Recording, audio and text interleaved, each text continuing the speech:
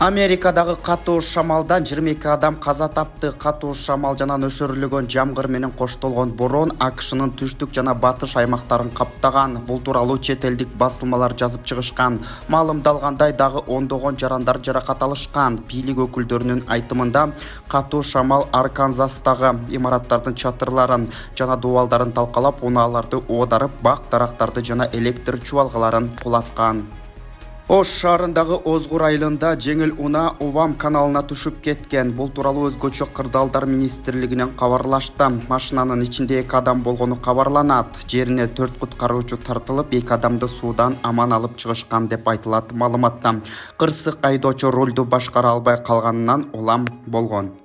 Криштиану Роналду менен Жоржина Родригес жеке учактарын сатыкка коюшту. Жергиликтүү ЖМКлардын маалыматы боюнча жубайлар Gulfstream G200 реактивинин максатын жактырбай калышкан. Криштиану жана Жоржина бизнес жана жеке каттамдар үчүн колдонгон учак Netflix Georgina сериясында көрсөтүлгөн. Жубайлар чоңураак учак алгылары келгендиктен учакты сатууну чечишкен. Кыязы алардын азыркы учактарынын көлөмү канааттандырбайт. Криштиану Роналду жана Жоржина Родригес учурда Сауд Аравиянын борбору Эр-Рияда жашашат. Португалиялык футболчу Аль-Насрга өткөндөн кийин жылдыздуу түгөй жакынкы чыгышка көчүп кетишкенин айтышкан. Жалпы өлкө боюнча менин үйүм 2021-2026 программасына ылайык 2026 жылга чейин 50 миңден кем эмес үй бүлө турак жай менен камсыз болот. Бул тууралуу президент Садыр Жапаров социалдык тармактагы баракчасына жазып калтырган. Президент өткөн жылы жаңы 42 мектептин курулушу аяктап, 11 мектеп толук оңдоп түзөөдөн өткөнүн баса белгилеген. Мектеп салбаган өлкөлөрдө түрмөлөр көбөйөт деген сөз бар эмеспи? Үстүбүздөгү жылы жалпысынан 204 мектептин курулушу пландалып, жыл аяғына чейин анын 100дөйүн бүтүрүү күтүлүүдө, деди.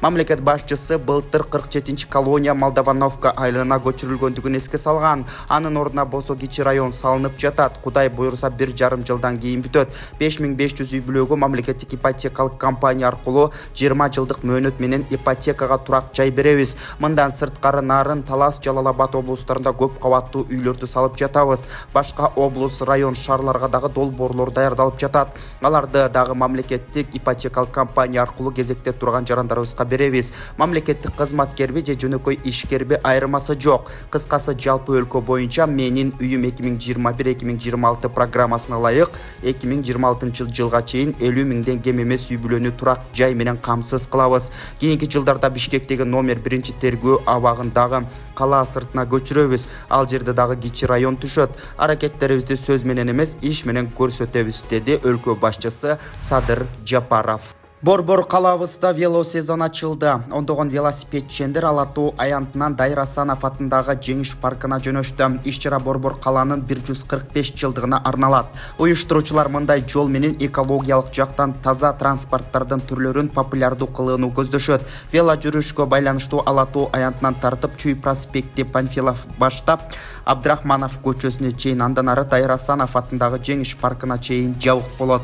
Талас облустук прокуратурасынын жаңыдан курулган имаратынын салтанаттуу ачылыш аземи болуп өттү. Бул тууралуу башкы прокуратурадан кабарлашты. 2 кабаттуу административдик имарат Талас шаарынын Чыңгыз Айтматов көчөсүндө жайгашып, кызматкерлер үчүн бардык шарттар түзүлгөнүн айтышты. Улуттук онкология жана гематология борборуна 2 заманбап аппарат сатылып алынды. Бул тууралуу саламаттык сактоо министрлиги кабарлады. Маалыматка ылайык жаңы аппараттардын орнотулушу негизинен гинекологиялык оорулар менен кайтарылган бейтаптарга көрсөтүлгөн нур терапиясынын көлөмүн көбөйтөт. Жабдуулардын жалпы суммасы 1 миллион 400 евроны түзөт. Кыргызстан Кытайга электр энергиясын экспорттойт. Министрлер кабинетинен кабарлашканда, эки өлкө ортосунда 500 киловатт электр өткөргүч линиясын жана чакан кестерди куруу жөнүндө меморандумга кол коюлган. Мындай макулдашуу өкмөт башчы Акылбек Жапаров менен Шинжаң Уйгур автоном районунун башчысы Ма Синжуйдун Бишкектеги жолугушуусунда жетишилген. Мындан тышкары тараптар Шинжаң автономиялуу району менен ишкерлер кеңешин, Шинжаң жана Ысык Көл облусу ортосунда бир тууган шаар мамилелерин түзүү келишимдерине кол коюшкан. Саламаттык жаатында кызматташтык дагы макулдашылды. Эске салсак, Кытайдын өкүлү Кыргызстанга 30 мартта жумушчу сапары менен келген. Экс-депутат Жаныбек Абировдун ордуна номер 26 Ленин округунан жогорку кеңештин депутатын шайлоого 18.836,5 миң сом жумшалат. Бул тууралуу БШКдан кабарлашты. Маалымдалгандай, аталган каражат шайлоого даярдык жана аны өткөрүү иштеринин чыгымдарына, шайлоо комиссияларын ачуу, техникалык жактан жабдуу, тартылган адистерге эмгек акы төлөөгө берилет. Эске сала кетсек, 12 мартта Жаныбек Абиров мушташка катышканы белгилүү болгон. Мушташтан жабыркаган жаран улуттук госпиталга жаткырылган. Бул кадам үчүн Абиров социалдык тармактагы баракчасы аркылуу элден кечирим сураган. Ал эми 15 мартта жогорку кеңеш Жаныбек Абировго карата кылмыш ишин козгоого макулдук алуу үчүн башкы прокурор киргизген сунушту карап, атайын депутаттык комиссия түзүлгөн. 27 мартта Жаныбек Абиров жоопкерчиликти сезип жатканын айтып, депутаттык мандатын тапшыра тургандыгын билдирген. Анын арызы БШКда каралып, Абиров мандатынан ажыратылган.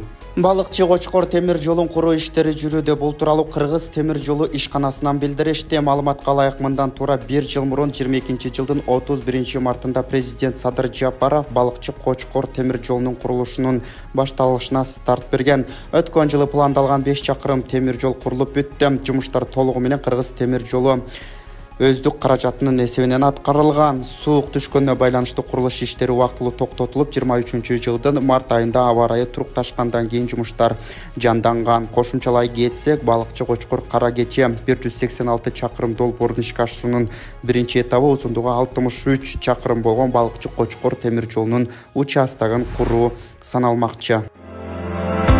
Урматтуу Москва шаарындагы мекендештер, эгерде чек арага кирди чыктыга муктаж болсоңуз же документтин мөөнөтү бүтүп жатса, анда биздин кызматтан пайдалансаңыздар болот. Ар күнү өтө ыңгайлуу, заман талабына жооп берген жаңы автоунaalар Москвадан Казакстандын чек арасына каттоодо. Салону жумшак, бардык шарттары бар унаалар менен көп жылдык тажрыйбасы бар кыргыз жигиттери сиздерге өз убагында көңүлдүү барып келүүңүзгө толук шарт түзүп берип, паспорттарды кара тизмеден акысыз текшерип, кызмат көрсөтүп алып барып келет. Жолдо ар кандай жагдайларда жардам берет. Андыктан 24 саат бою WhatsApp'тан же телефон номер аркылуу кайрылсаңыздар болот. Байланыш номеру +7. Бул күнүбүзгө алынган акыркы маанилүү кабарлардан түрмөгү болду. Биздин каналыбызга катталып, жаңылыктардан кабардар болуп туруңуздар. Ак Кеме YouTube каналы. Сиздер менен Адилет Аманголов. Эртеңки чыгарылыштан жолугушканча аман туруңуздар.